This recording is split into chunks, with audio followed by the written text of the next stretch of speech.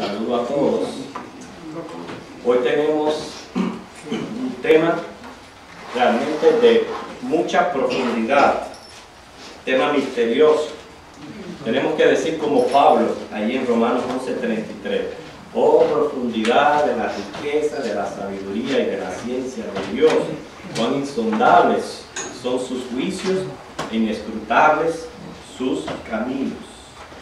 Y este tema que les digo es profundo, es misterioso. Queremos tratarlo primeramente con toda reverencia a la palabra de Dios, cautelosos de no cruzar esa línea fina entre discernir lo que es revelación y lo que permanece bajo misterio.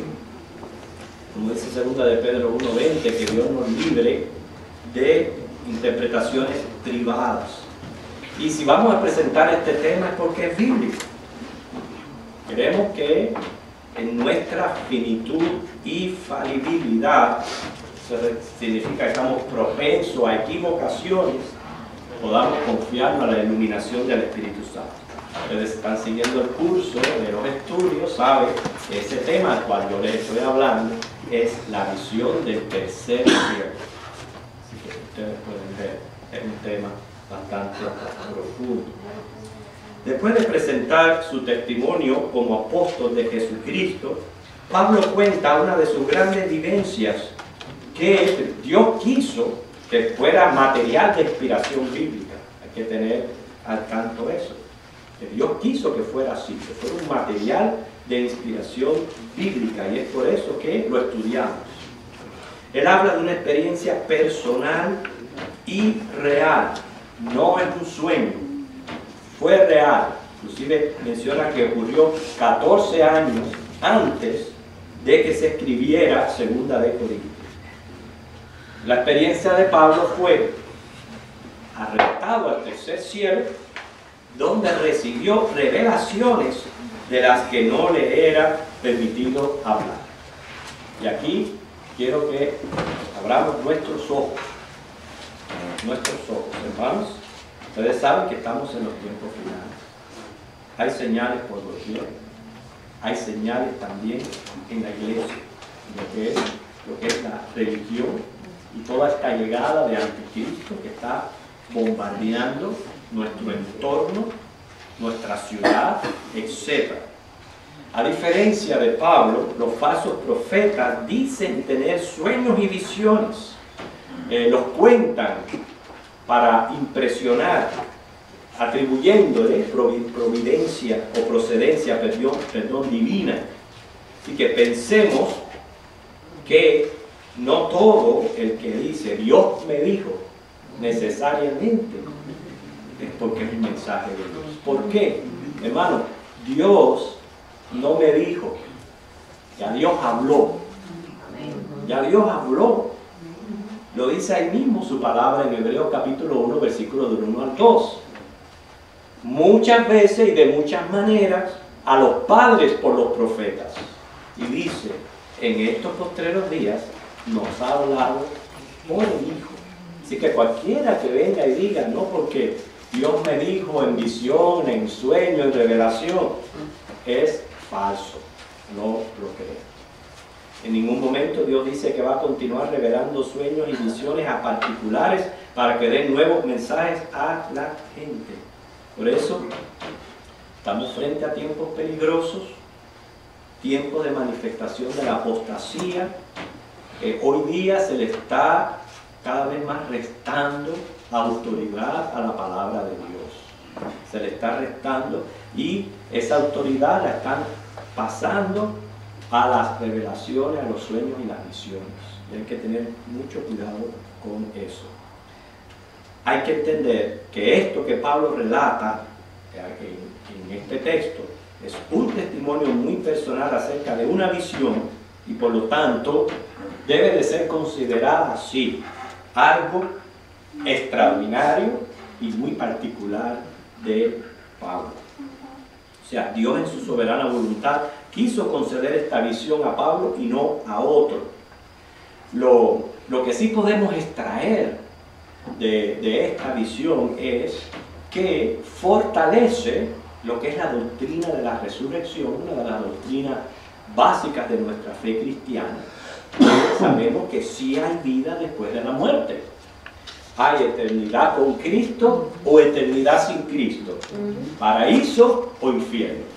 O sea que esta es una de las visiones que fortalece esa doctrina de la resurrección. Ahora, yo, como ministro, o cualquier cristiano, cualquier líder, no puede esperar ahora que Dios le traslade al tercer cielo y que tenga una experiencia así, de esta manera. Yo pienso que si alguien viene con este cuento, yo lo primero que le preguntaría es, ¿qué comió la noche anterior? Lo primero que le preguntaría.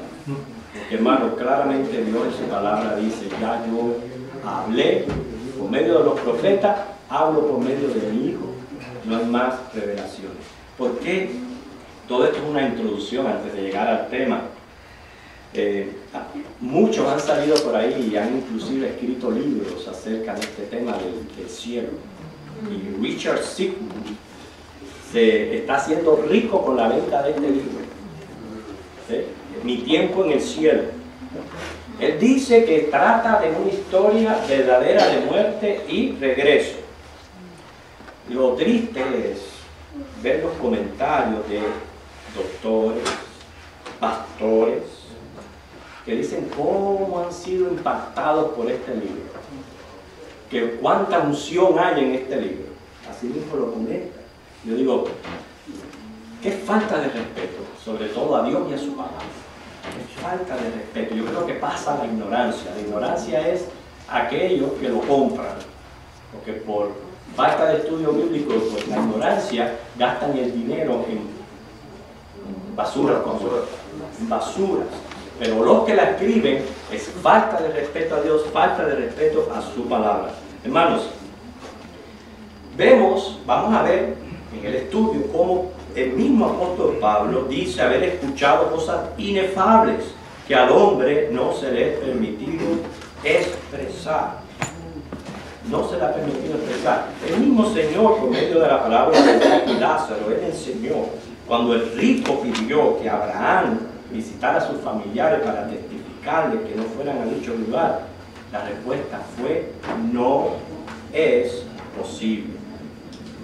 Dios, en su voluntad, le reveló al apóstol Juan el Apocalipsis, dando descripciones, y ahora escuche, pertinentes y necesarias acerca de la Nueva Jerusalén, los capítulos 21 y 22. En ningún momento da detalles como lo que usted encontraría en un libro como este. Realmente es ilusorio, es aberrante, pero sobre todo antibíblico. Según Sigmund, un 17 de octubre de 1974, el Dios inmutable cambió de parecer, porque decidió revelarle a este falso los detalles más minuciosos del cielo. Esto es realmente aberrante. A nosotros nos basta saber, nos basta, por lo menos a mí me basta saber lo que el Señor prometió ahí en Juan 14, del 1 al 3. Yo, no se turben, yo me voy, yo voy a preparar lugar para ustedes. Y yo voy a regresar donde yo estoy. Vosotros también estaréis. Eso es lo que a mí me basta. Eso es lo que a mí me basta. Vamos a 2 de Corintios, capítulo 12, versículos 1 al 4. 2 de Corintios, capítulo 12, versículos 1 al 4. Bienvenidos amigos a este tiempo donde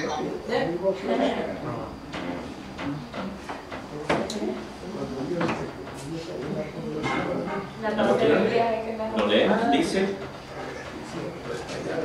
ciertamente no me conviene gloriarme, pero vendré a las visiones y a las revelaciones del Señor.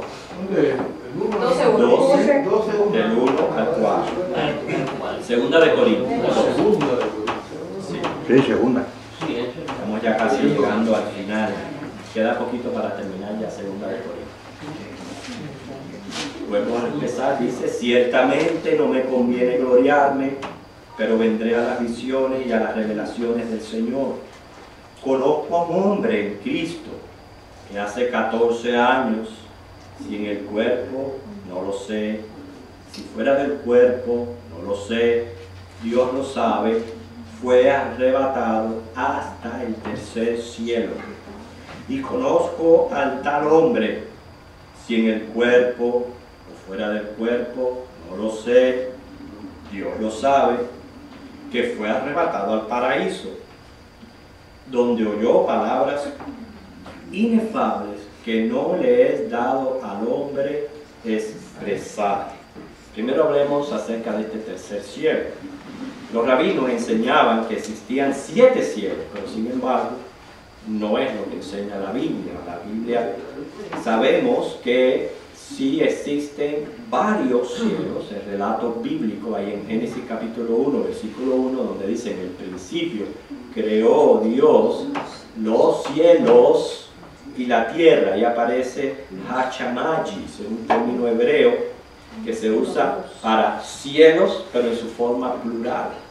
Es decir, hay más de un cielo. Y la Biblia hace referencia a 3 cielos. No hay un versículo que diga el 4.º cielo, ni el 5.º, ni el 6.º. Solamente el tercer cielo. Es más, este es el único lugar en la Biblia donde se menciona así por el tercer cielo, el único lugar que se encuentra. Ahora, si la Biblia menciona, por ejemplo, Daniel 4.12, el hogar de las aves y las nubes como cielo. El salmista, Salmo 19.1, menciona el hogar del sol, la luna, las estrellas.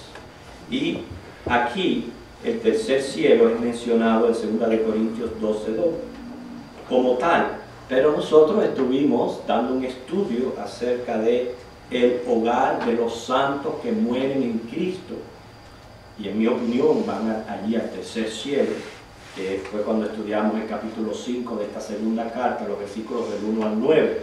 Puede visitar de nuevo ese estudio y entender de que es, por lo menos entendemos de que cuando la persona muere en Cristo es llevado a este tercer cielo a dormir, no decimos otra cosa, a dormir, pero está allí en descanso en ese lugar. Ahora, es lógico, si se menciona un tercero, existe un segundo, existe un primero. Entonces, podemos especular, no es porque así mismo lo dice la Biblia, especular que cuando se trata del primer cielo, bien puede ser la capa atmosférica que rodea lo que es el manto terrestre. Inclusive los astrónomos lo dividen en capas, como es troposfera, estratosfera, mesósfera, ionosfera, exósfera, magnetosfera. ¿Se recuerdan cuando estudiaron geografía? Esta atmósfera es la que permite que la Tierra tenga las condiciones ideales para que haya vida. La cantidad de oxígeno y otros elementos que son importantes para que haya vida. Ahora, según 2 de Pedro 3, los versículos 12 al 13, este cielo va a ser deshecho por fuego, así lo dice la palabra de Dios. Podemos pensar también en segundo cielo como ese espacio infinito donde están ya saliendo de la atmósfera todos los demás astros, estrellas, el sol, la luna, etc. Ese espacio, parte conquistado por el hombre, pero realmente infinito.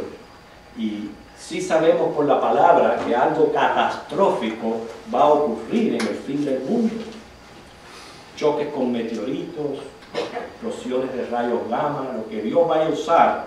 El caso es que dice Apocalipsis 6:14 al 16, que el cielo se va a enrollar como un pergamino y va a revelar al Cordero.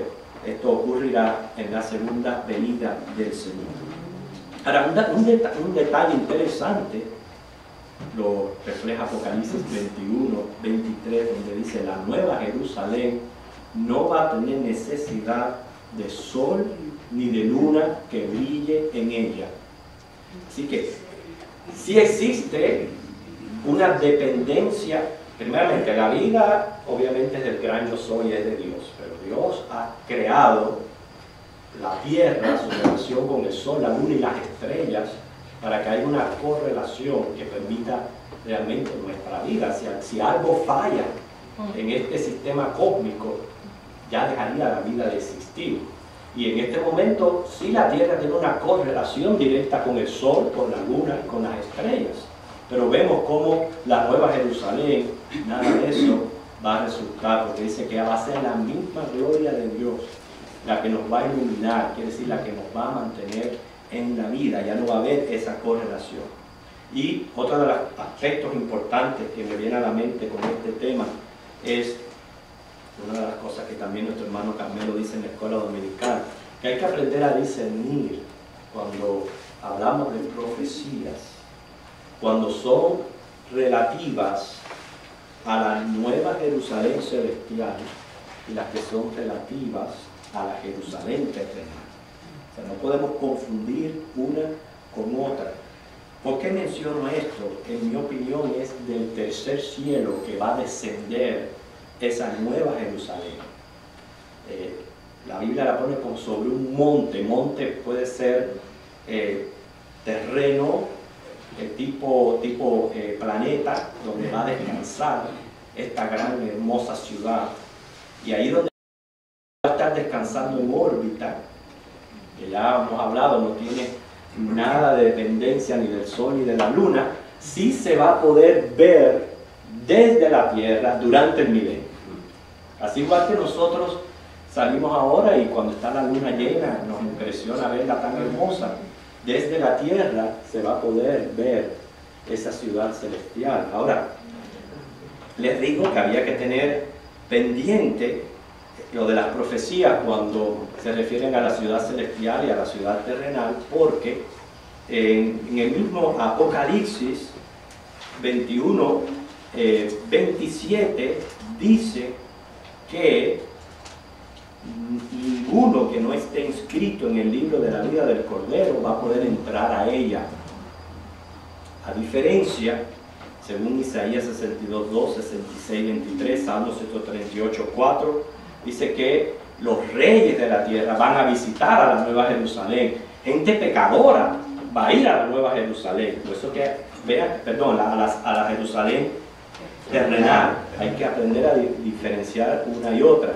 Ahí mismo en Apocalipsis 21, 24, donde dice que las naciones que hubieran sido salvas, o sea que escaparon el efecto del Armagedón, van a andar a la luz de ella. En mi opinión, es simplemente que de la tierra se va a poder ver esa nueva Jerusalén. ¿Qué? ¿No pueden ir? No. Ahí van, entran los que están inscritos en el libro de la vida. La visita de los reyes, etcétera, es a la Jerusalén terrenal. Entonces, la idea está, esa nueva Jerusalén desciende de ese tercer cielo. Por eso es que ahora mismo no la vemos. Porque está en la atmósfera, el segundo cielo, solamente Dios sabe cuán infinito y dónde está la barrera que divide el segundo del tercero. Pero allá en el tercer cielo, número 1, fue donde Jesús fue a preparar lugar para nosotros, donde Él está sentado a la diestra del Padre en las alturas, donde Dios tiene su trono. Isaías 66:1 dice que el cielo es mi trono, la tierra es estrado de mis pies. Ese trono alto y sublime lo vio el profeta Isaías rodeado de serafines. Y el trono de Dios, el lugar donde Jesús fue a preparar la nueva Jerusalén y donde están los santos que mueren, allí están en ese tercer cielo. No lo podemos ver, pero sabemos que un día todo eso va a ser desvelado. El caso es, Pablo dice, fue alzado al tercer cielo y allí recibe revelaciones orales cuya difusión no le había sido permitida. Él empieza diciendo que no le era oportuno gloriarse, no le favorecía, no era adecuado, tampoco arrojaba más luz a su apostolado. Él no era más grande por el hecho de haber recibido esta visión. No, él seguía siendo un humilde siervo del Señor, pero él quería demostrar su misión divina por lo que pasa a contarla. El relato trata sobre la bondad de Dios que por gracia le permitió una experiencia muy subliminal, pero a la vez personal. No tenemos por qué estarla procurando, no tenemos por qué estarla pidiendo, no tenemos por qué estarla soñando. Esto es algo que Dios en su voluntad le dio a Pablo. Primeramente, porque iba a ser material de inspiración. Segundo, repito, esto no es que carezca de enseñanza. Esta visión fortalece la doctrina de la resurrección. Cuando dice Pablo, ciertamente no me conviene gloriarme, pero vendré a las visiones y a las revelaciones del Señor, no se está refiriendo al Señor como persona, no es que él estaba viendo al Señor, sino que las revelaciones vinieron del Señor. Lo que él oyó, lo oyó del Señor. O sea, el Señor es el autor de estas visiones. El versículo 2 menciona un hombre arrebatado. No se sabe realmente por qué Pablo habla en tercera persona cuando se estaba refiriendo a él mismo. Habla como si hubiera sido un espectador. Puede ser porque su propia actividad como ser humano quedó suspendida. En ese momento él no se veía como si fuera él, como que algo raro le estaba ocurriendo y sobrenatural. Pero sí dice, que sí es importante, un hombre en Cristo. ¿Por qué? Ninguno que sea impío va a recibir una visión como él. Ninguno. Solamente una persona que es salva, que cree en Cristo, que ha alcanzado la bienaventuranza, puede recibir una visión así. Ahora, menciona el versículo 14 años. Ocurrió 14 años. Y vale la pena aclarar, no podemos confundirla con la visión que Pablo recibe cuando él conoció a Cristo. No podemos confundirla.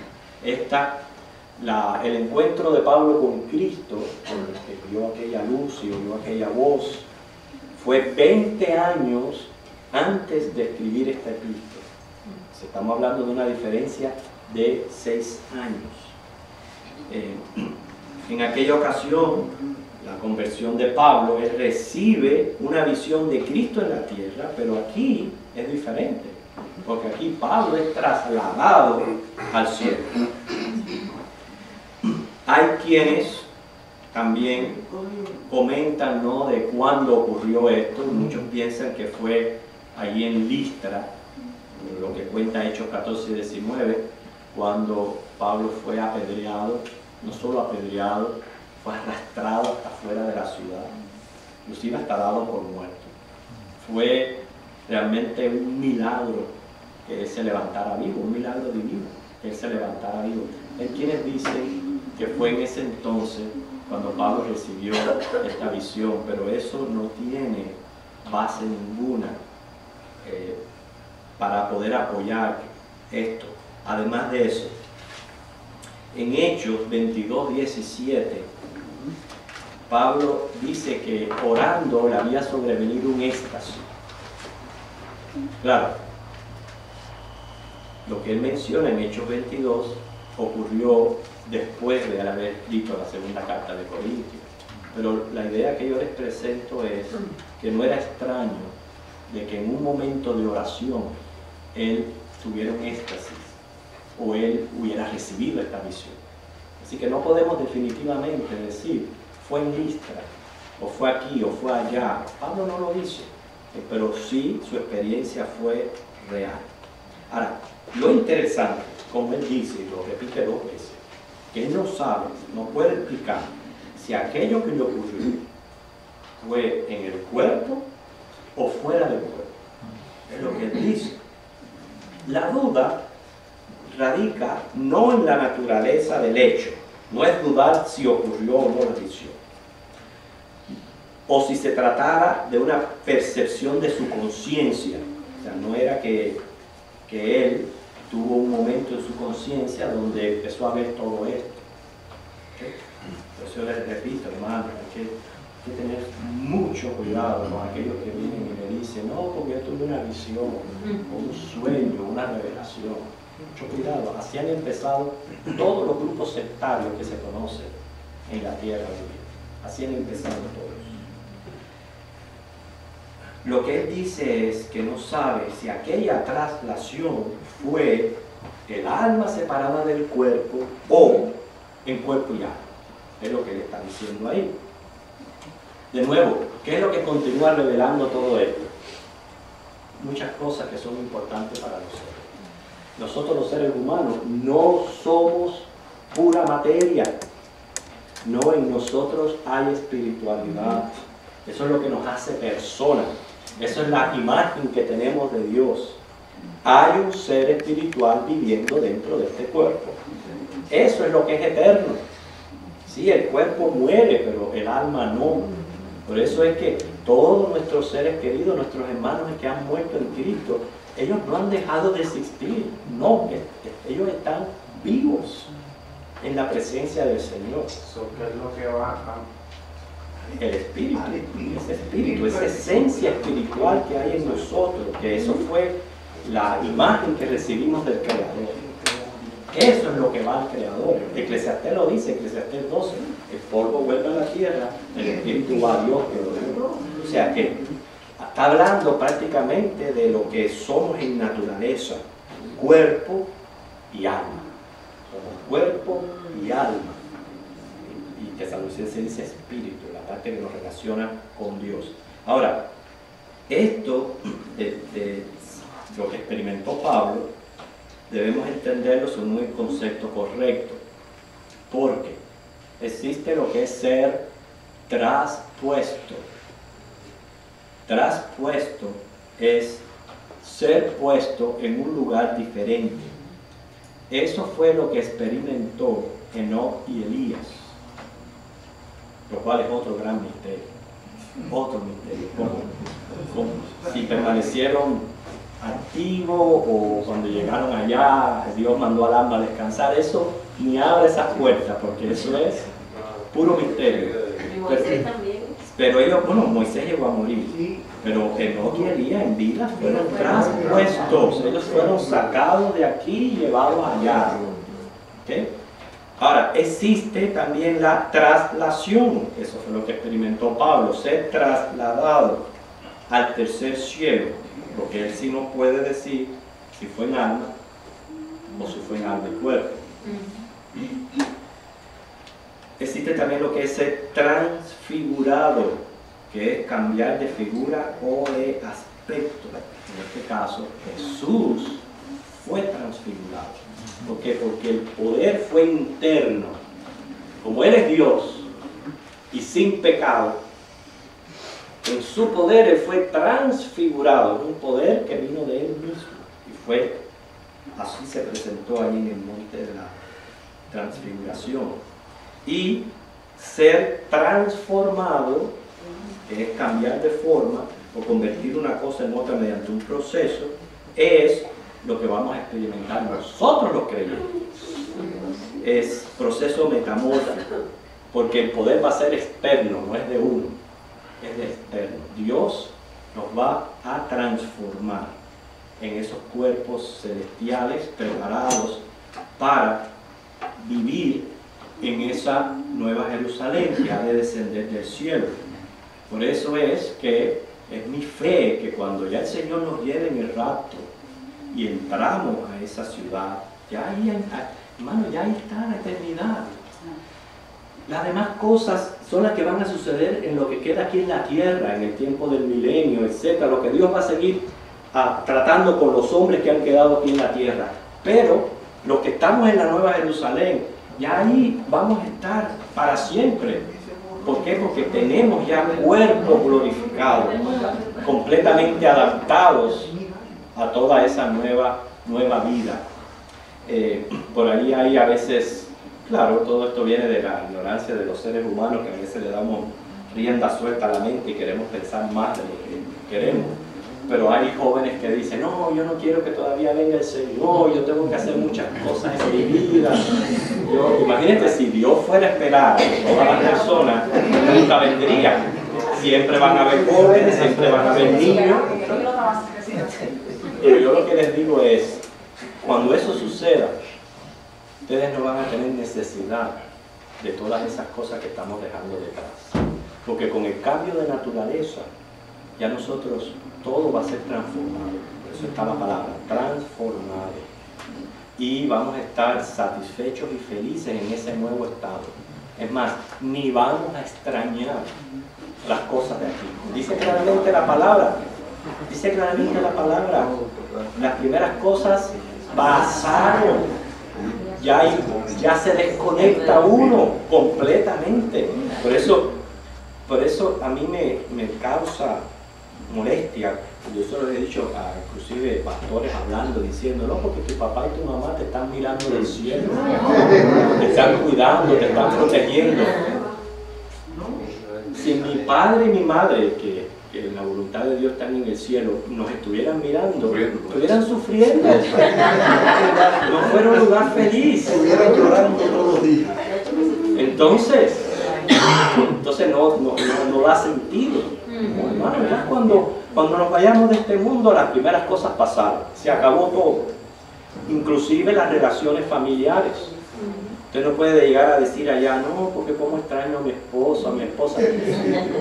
La idea es, usted no va a tener necesidad de eso, de nada de eso, va a tener necesidad. Bueno, Pablo sigue hablando, dice que los versículos 3 y 4, lo menciona de dos maneras. Primero, que fue arrebatado al cielo, al tercer cielo, y después al paraíso, versículo 4. Y la idea es la misma, cielo y paraíso, que son términos sinónimos, que se refiere a ese lugar donde vamos a estar. Recuerden que el Señor le dijo al ladrón que murió en la cruz, hoy estarás conmigo en el paraíso. Quiero llegar a esa parte donde dice que oyó palabras inefables. Inefable significa no puede expresarse con palabras. Lo que él oyó no lo puede expresar, simplemente no lo puede expresar. Dice, no le es dado al hombre expresar.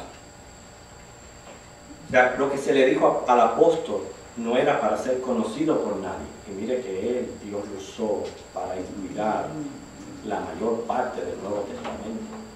Sin embargo, Dios le dijo, no te he dado a conocer. Esto es interesante. Es el velo que Dios no ha querido que se levante. Implica muchas verdades celestiales permanecen ocultas. Mira, aún el mismo libro de Apocalipsis que codifica los sellos, las trompetas, las copas, dice, hay 7 rayos, o truenos, relámpagos, perdón, que no se le va a dar el contenido de lo que son.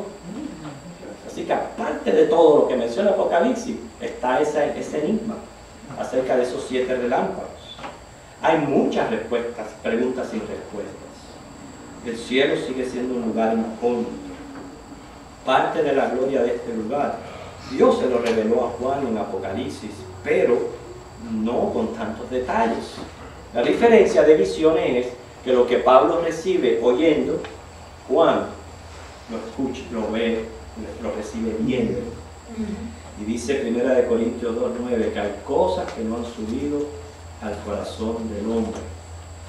No tenemos capacidad de abrir puertas que Dios mantiene cerradas. Por eso al principio del estudio decía, hay que respetar esa fina línea que hay entre revelación y misterio.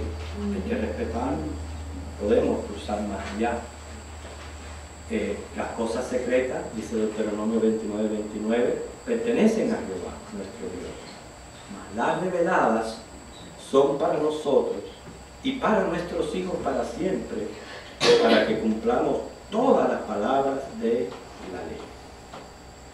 En fin, no tenemos toda la respuesta acerca del cielo, sigue siendo un misterio. Como el misterio que encierra también un paquete de regalos. ¿Cuántos de aquí son de esas personas que cuando le dan un regalo no pueden esperar a abrirlo?